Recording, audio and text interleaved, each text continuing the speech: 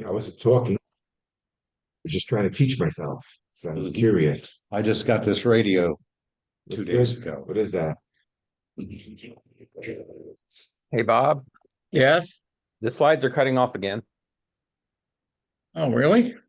Yep. I saw the line before. You're gonna have to right. share and share again. It looks good. I'll get the hang of it someday. No problem. Button. How's that? That's good. All right. You're a quick learner. Eyesight display Yeah, but I forget. It's like the red color. Good. and Okay, so you pull talk a Yeah, little about which doing is an it. HF contact Type because everything in as a here and technician, put you will be able memory to in here. operate on the 10-meter band. So things are slightly different when you're talking like single sideband or one of those. So and actually it's probably recommended that you listen first, even on a repeater, before you key the mic to make sure somebody else is not talking. So you listen first, make sure that you're on a frequency you're authorized for with your license. Ask if the frequency is in use, because you may not hear anybody at that instant, which doesn't mean that there aren't two people talking and it's just a gap in between. And in some cases, you'll only hear one side of the conversation. One station's close enough that you can hear them, but you can't hear the station they're talking to, which could be very much farther away from you, but close enough that they can communicate. So once you've done all that, then you call CQ. Normally it's like CQ, CQ, CQ, W3RDL, or use phonetics. Phonetics is preferred. I noticed, because I listen a lot, I noticed that they also call out their grid when they're CQing people. Yeah, and you normally do that when you make a contact, but sometimes for like contesting, that helps if somebody's looking for your geographic area, if you're sending out your grid sign. Or you can just tell them what state you're in or whatever also. In order to reply, it's very similar. You give the calling station's call sign and followed by your own call sign. Same thing you do in replying to a repeater contact. If you're doing a test transmission, and a lot of people will, and I do it occasionally, you'll key the mic for a fraction of a second just to make sure that you're outputting something, and you might key the repeater, or in this case, if you're on the air, you're doing tuning, you need to identify with your call sign that you're doing a radio check or you're tuning or something. Technically, you are not allowed to transmit without at least once giving your call sign.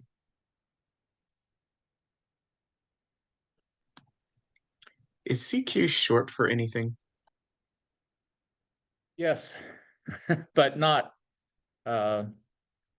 it stands for, well, actually, it stands for what's on this question.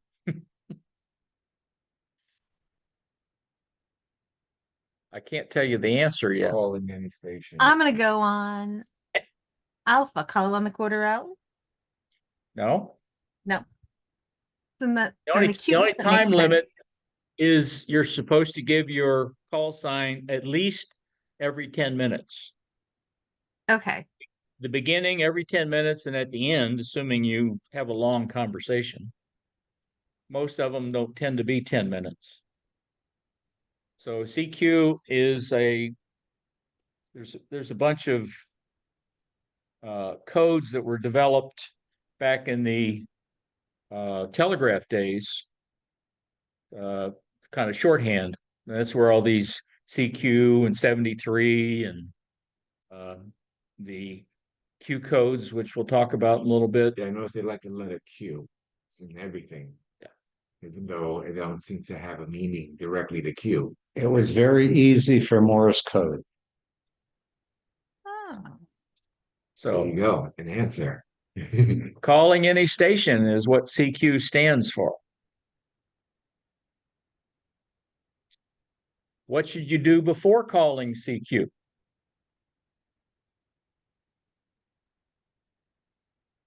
all of those. Delta. All the above. How should you respond to a station calling CQ?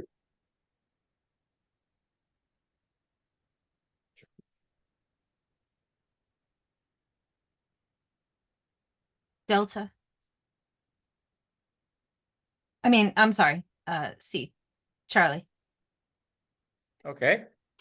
I'm just trying to remember to say Charlie and Delta and not C and D. You guys are going to wear me down. Okay. Well, you need to get used to the phonetic alphabet. So that's the I best know. way. I'll get there. The other thing that they don't bring up is sometimes you'll hear a CQDX in the call sign. And that means that the person is trying to make a contact with a remote station. So the protocol is if you're in, say, the United States and you're doing CQDX, it means you only want to hear from stations outside of the United States. Likewise, if you're in Europe doing it, you want to hear from somebody in the US or Canada or, somewhere. I don't know that it's a rule, but that's kind of the protocol. And it definitely shows up as a question on the general test. D, I'm guessing, stands for distance. The X stands for nothing, or because we make that a Q, I guess. That's just, I think, short for distant contact. Which of the following is required when making on-the-air test transmissions? Alpha. And you never want to do C. I guess I program them into my phone. First of all, they'd probably ignore you, but if they didn't, then they might come visit you.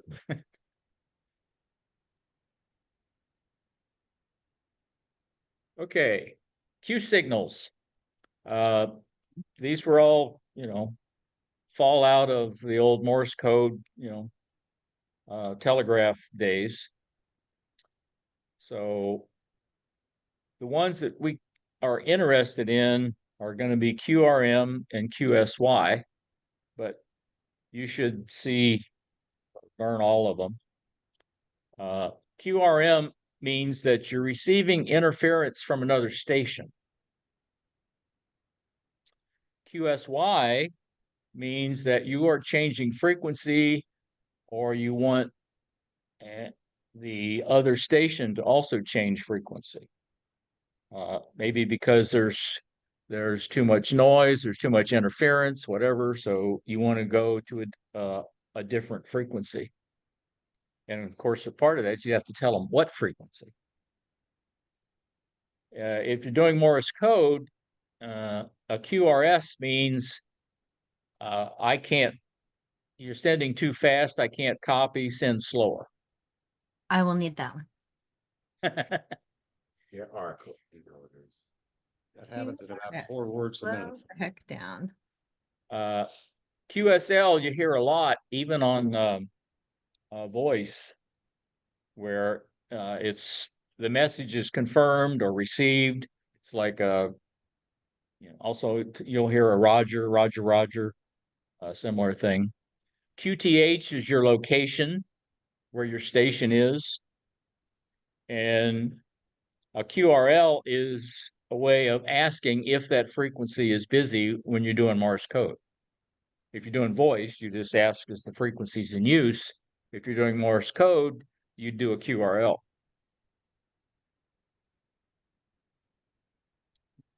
Which Q signal indicates you're receiving interference from other stations? Alpha. Alpha. Which Q signal indicates you're changing frequency?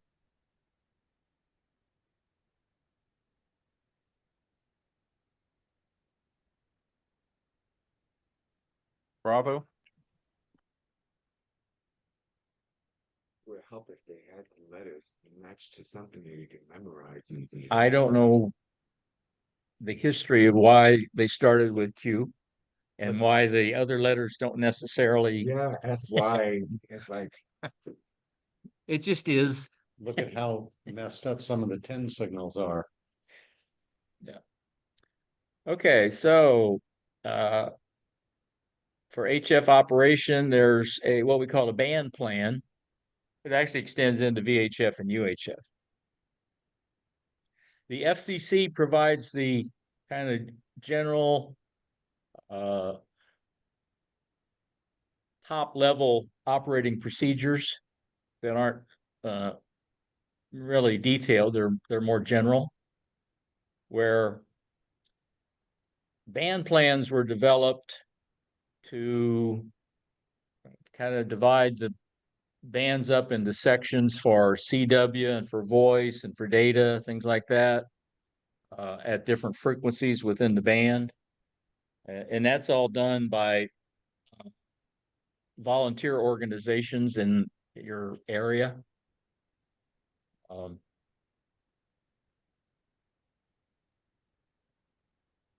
remember why I put the last one on there. Oh, that's one of the things that you see on the band plan is these, what they call sub bands for different modes. Like I just mentioned, for CW, for data, for single sideband. And also there's some sections of the band that are reserved for instance, extra can operate on certain frequencies on some of the bands that nobody else can operate on, which is one of the perks, I guess, of getting an extra license, that you can operate on the entire band plan, where general is limited most of the band, but there's a couple sections you can't operate on. And then technician has a lot of things you can't operate on. Guess we don't trust you yet. I watch a lot of videos, and I watched a video happened to be yesterday where a guy bought a little QRP radio for like 5 watt. He wanted to test it on, talking to his buddy that was like 10 or 15 miles away, whatever it was. At the end of the test, he then says, I'm just a technician, which quickly, you're not even supposed to be on that band. So, Yeah. Well, now if he had a general or an extra with him, he could do it. yeah. If he was by himself, If he was then by himself. yeah, that's yeah. So what is a band plan beyond the privileges established by the FCC?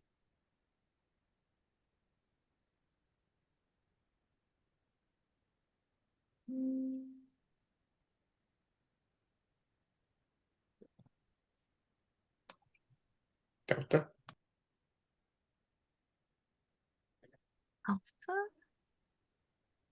Well, I heard an alpha.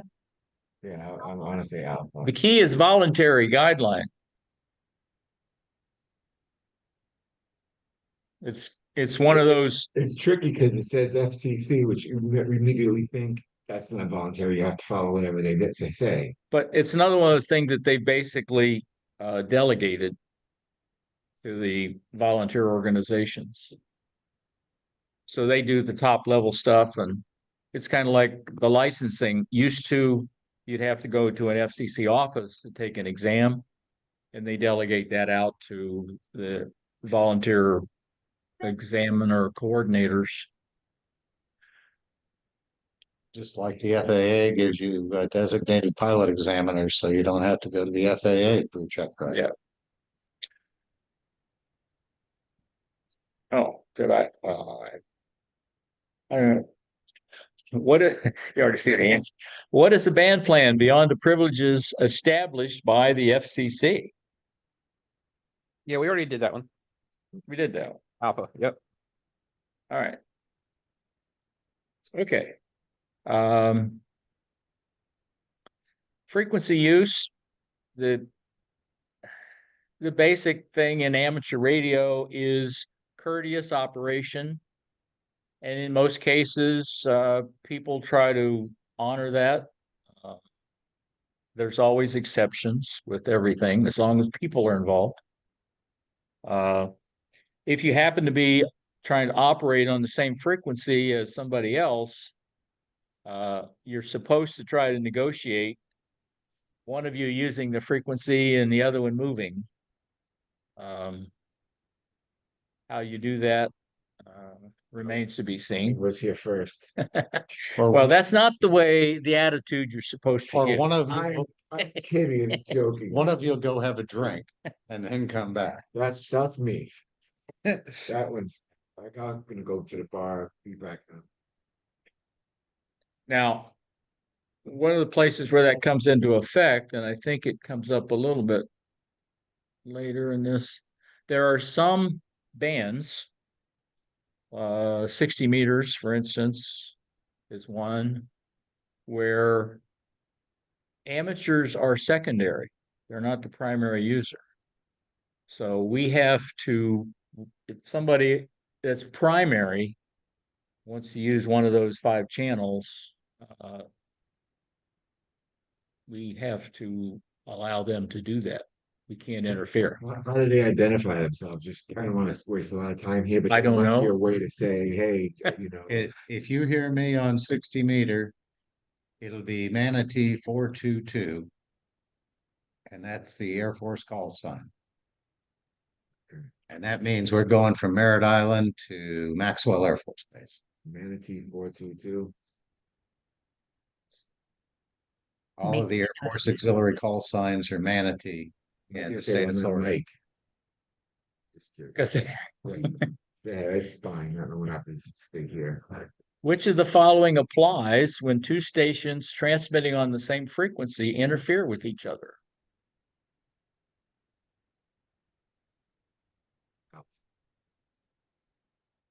Alpha. Alpha sounds good. Okay, emergency communications. There are 2 big ones called Aries and Races. Actually, I think these are kind of going away.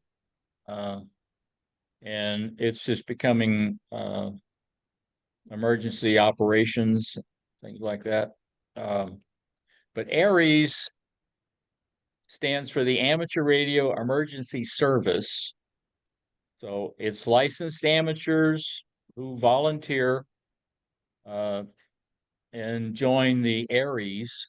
I believe there's some training required to be a certified Aries.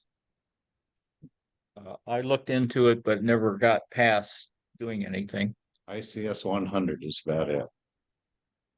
The other one is called RACES, which is the Radio Amateur Civil Emergency Service. And that one requires that you belong to, well, you need to be a radio amateur. You're volunteering your service and your station and your frequencies, although you don't really own any frequencies, to the Civil Defense Communications, and you have to be certified by the Civil Defense, by a Civil Defense organization. Usually civil defense is like a militia. Maybe Bill knows more about them. I don't know. Yeah. There's a real fine line between the two. I mean, when I think civil defense, I'm thinking militia, state guard or somebody like that. Yeah. At least. State Guard works for it. Coast Guard Auxiliary fits into Coast it. Guard. Civil Air Patrol fits into it. All of them, these two. And that's defined as part of the FCC Part 97, which I think I gave everybody a copy of, but like I said, it's written by lawyers. Boring reading. There's a little overview on Aries. Basically, just licensed amateurs who volunteer to do it.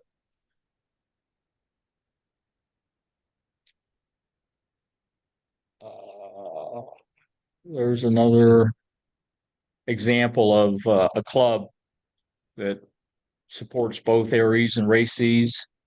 It's not very big around here. Our Indian River Club, we do once a month, we do an emergency communications exercise and try to contact people in the club and pass messages and things. And like we had one that was part of an ARL exercise where we had specific messages to send that, you know, different disasters, such and tree was down in such and such a street and all those kind of things, and see whether it actually got all the way back up to the FCC. What is the amateur radio emergency service?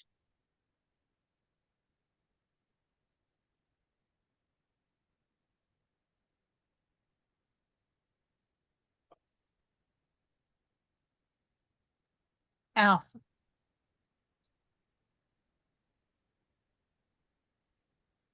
Alpha. What is the Radio Amateur Civil Emergency Service, or RACES?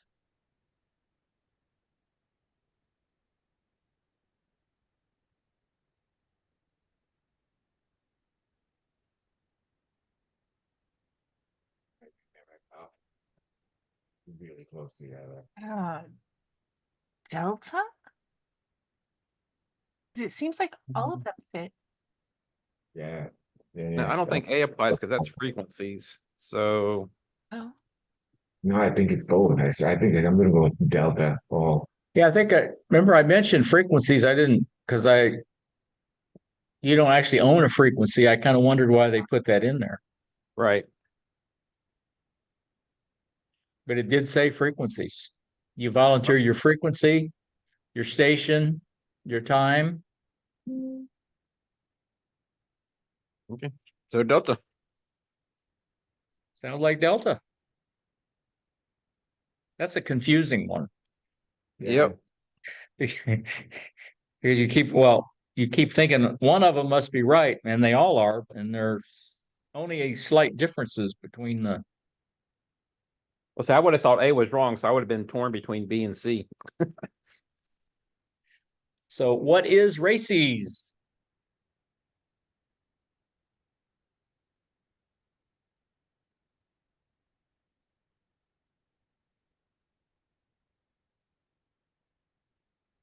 Delta.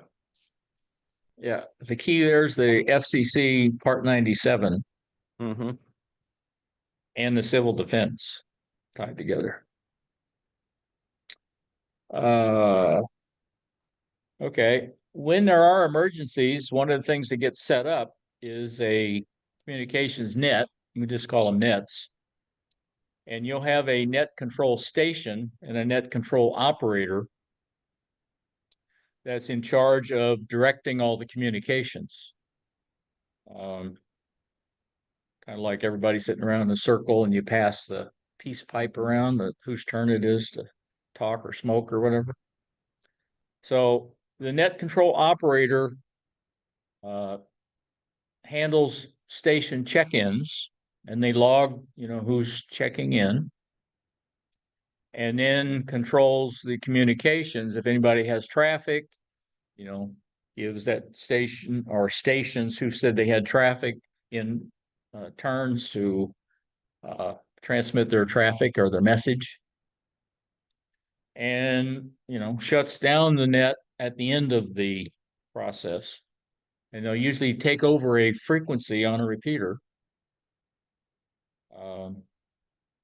for that particular exercise. And it doesn't have to be emergencies. I mean, we have them around here for most of the clubs will have nets, usually in the evening, where you go through the same kind of process and pass any information around. Which of the following are typical duties of a net control station?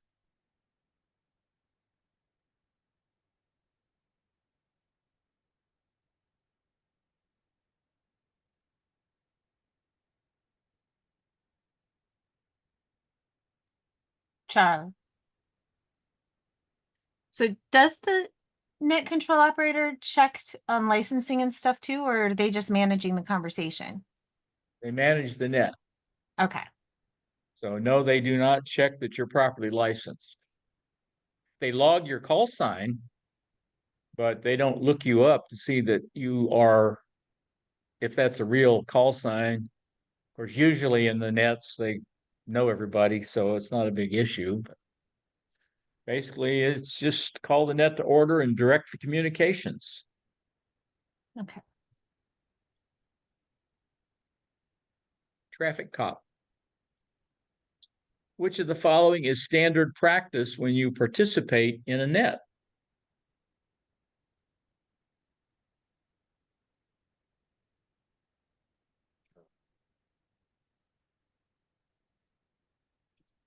Bob, can you go back to the last one for a second?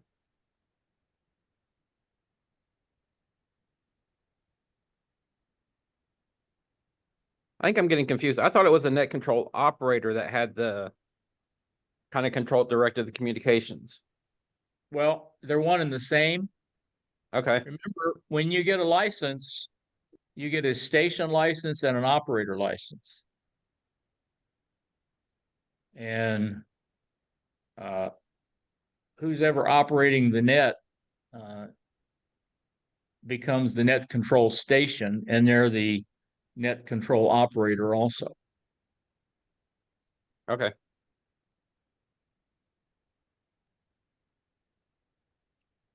So what is standard practice participating in a net?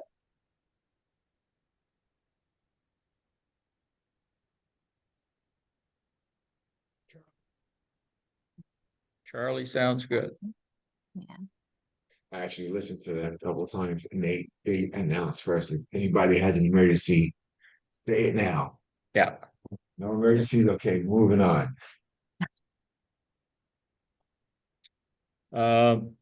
Some of the terms are traffic, which is referring to messages. Since they don't, we don't say I have a message. We say I have traffic or no traffic. Sometimes you'll hear handling traffic, which is just the process of passing messages. If messages are being received correctly, we call that good traffic handling. In a lot of cases, you know, if you ever played the old, what was it called, telephone? Or you got a bunch of people in a circle and you try to pass a message and then see what gets back to the originator is usually not the same thing. That wouldn't be good traffic handling. And it's encouraged to use the phonetic alphabet as much as possible, at least for your call sign when you check in. If not, it becomes a Charlie Foxtrot. Even I know what that one means. Oh. Yeah, we're being recorded, so. I grew up next to a Marine Corps base. I know all the words. Oh, okay. This is the NATO phonetic alphabet, which is basically what we use for amateur radio.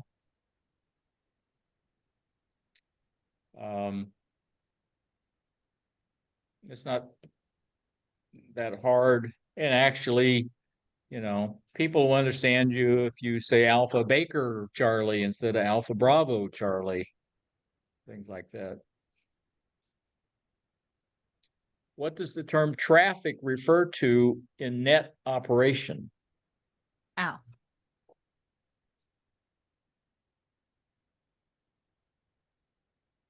Which of the following is a characteristic of good traffic handling?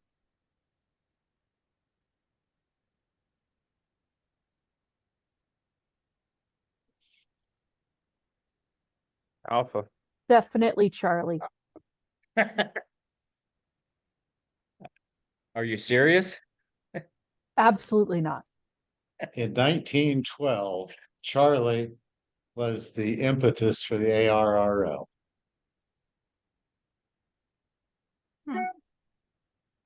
What technique is used to ensure that voice messages containing unusual words are received correctly?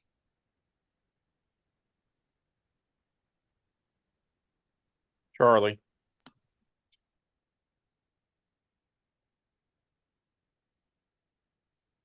Okay. Sometimes there's what we call formal traffic messages, which are composed of 4 pieces.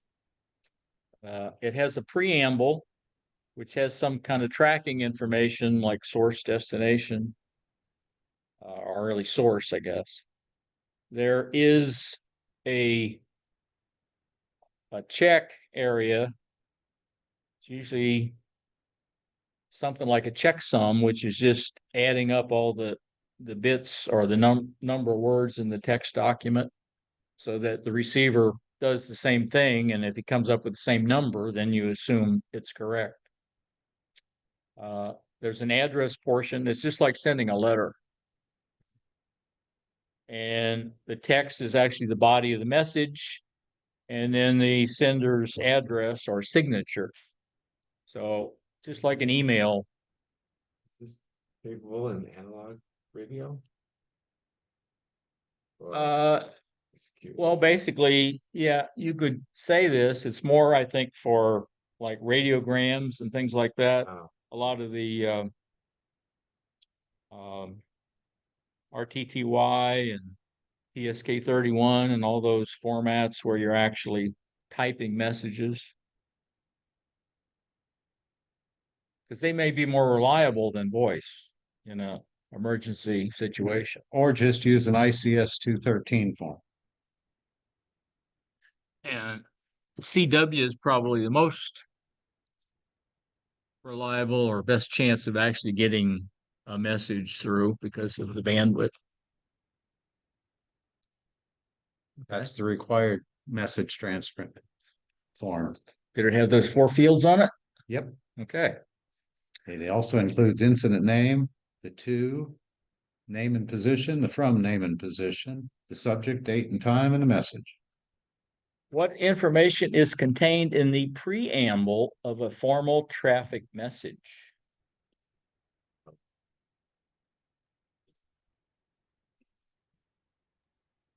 Delta. Okay. What is meant by check in a radiogram header? Number of words. Where's that? Yeah, alpha.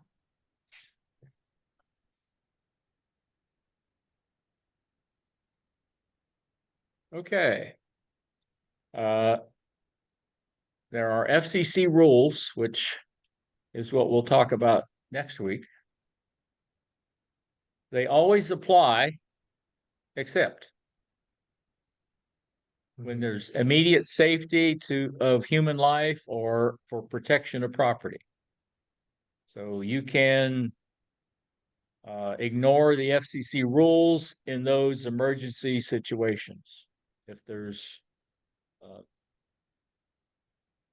human life safety involved, or houses about to burn down or something like that. So you're allowed to use any means necessary, any frequency, any mode. Don't have to be licensed. However, of course, if you don't know what you're doing, you right. You know what And to you do. need to make sure that it's a real emergency, because if it's not, you could be in trouble. When do FCC rules not apply to the operation of an amateur station? Always apply. FCC rules always apply, except when they don't. Right. They left that out. an That's a amp, rule, so if it's a rule, it applies. yeah, Yeah. but there's exceptions to the rule. Are amateur station control operators ever permitted to operate outside the frequency privileges of their license class? Yes, Delta. Yes. That's the except when they're not.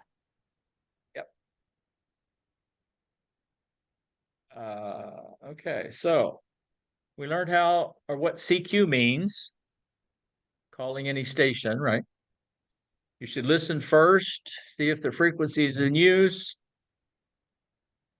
It's sort of obvious that you're making sure you're authorized for the frequency, but I guess you could get confused and tune down to a section on the band that you're not, maybe you got into the little extra sub band and you're not an extra. Talk about responding to a CQ where you send the CQing station's call sign followed by yours. If you do on-the-air testing, you need to identify your transmission. Go back there for 1 second. Thanks. That first, making an HF contact, that's not for technicians. 10 meters. Okay, so but with only Voice. oh, you can do voice. Single 10 sideband. meters. Oh, okay. Oh, single sideband. Okay. All right. So That's why the HF stuff's in there, because there's a little area you can operate on 10 meters. what's that? What's on that thing that you gave us? Kind of like citizens band. Okay, Oh, Q it's signals. right, it's right next to Uh-huh. TV. Yeah. QRM is receiving interference from another station. QSY is moving to another frequency. The band plan is a voluntary guideline, kind of delegated from the FCC. And if you have a conflict on a frequency, you are supposed to negotiate. There's actually, if it's a primary and secondary frequency issue, then your secondary, there's really no negotiation. You have to allow the primary. You're not allowed to interfere with the primary. The Aries and races we talked about. And remember, races was all of those things. Each one's slightly different, but all the same. Basically, remember, it's the Part 97 radio service with civil defense.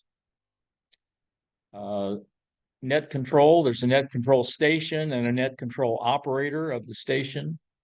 He calls the net to order, directs the communications. Unless it's an emergency, you only transmit when the net control operator gives you permission.